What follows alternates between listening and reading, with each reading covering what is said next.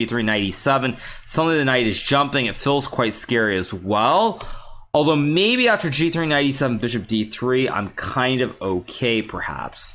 Perhaps being the key word. Now, again, not really so clear, but what do? I could obviously just take the knight and play something like g3, c4, and then b4 maybe, although even that looks quite questionable at best. So I'm really in a bit of trouble here. And I really do think I should have taken on e3 with the pawn in retrospect. Nonetheless, we can't take back any moves in chess. That's just how the game works. So because of that, as I think about this position here, I'm really not sure what I'm supposed to do. I really don't know. So I think I'm getting low on time here. So I'm going to go bishop d3 and simply trade off the bishops. It's going to go bishop f4. I'll take. Maybe I can play bishop h7, but probably I just trade this and go king c2. And it's not the dream. Let's be clear. This definitely is not the dream. It's not what I want here, but I should still only be marginally worse after pawn takes bishop and king c2. I can always play e4. It has the double pawns here. I have a knight and pawn for a rook. Only feels like a very slight disadvantage. So after sacking the rook, I don't really think that this should be all that bad. That being said, of course, I remain significantly worse because the rooks are on open files. So we get rook e6. So I think here I'm going to play e4. Just build this point in the center for the pawn on e4.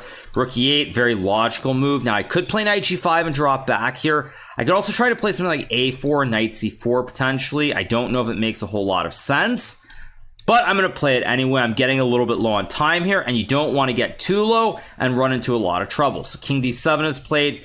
Now I can't go knight c4 as much as I'd love to, but I can play king d3 with the idea of going knight to c4 next move.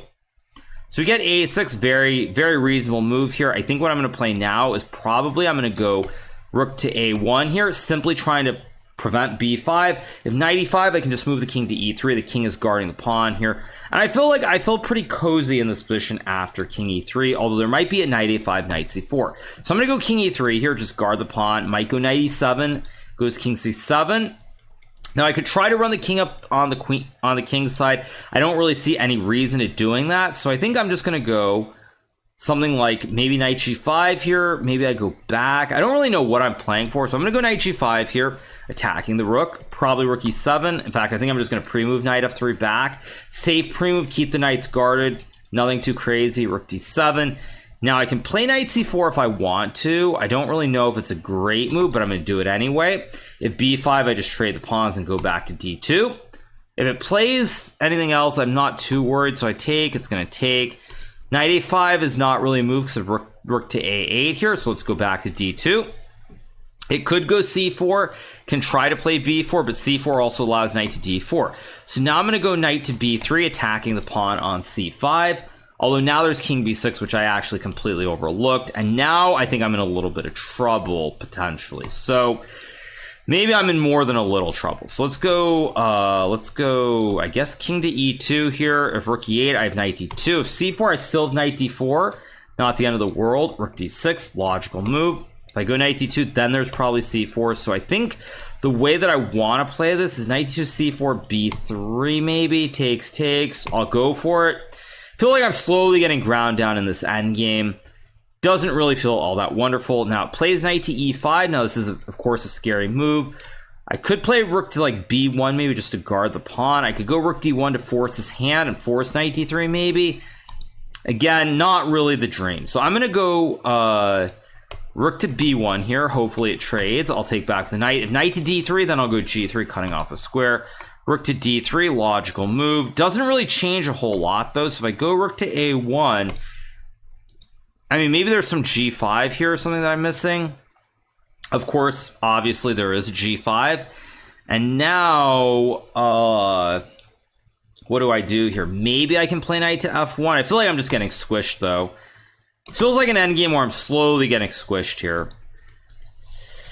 Can take, I take back. If I get knight e3, maybe I have some prayers, but no, there's no prayer because there's rook d2. So now I'm almost certainly going to lose. Let's go.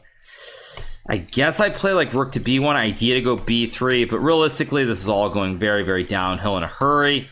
I'll go b3 and take. But at the end of the day, I am going to lose this game. I'll take. Oh, even king c5, very good move. Let's go rook b7. Maybe I have rook c7, maybe rook g7, but realistically, it's just not looking very good here. It takes. I'm going to go... I guess I'll go knight to e3 and try to get rook c7, but I think after rook h3, yeah, I'm just going to lose this game. There's king b5, king a4, king d6. And if I take, I'll just let it play. There's rook h2. Unfortunately, not meant to be. So I am going to resign this game here now.